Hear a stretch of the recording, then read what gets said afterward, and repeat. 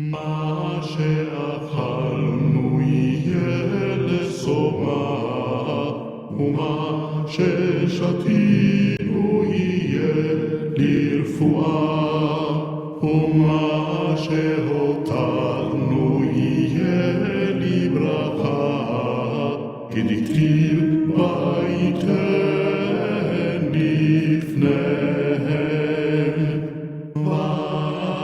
ויאכלו ויותירו כי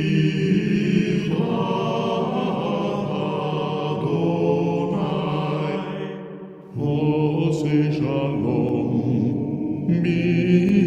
במרומיו, וברחמיו יעשה שלום עליהם.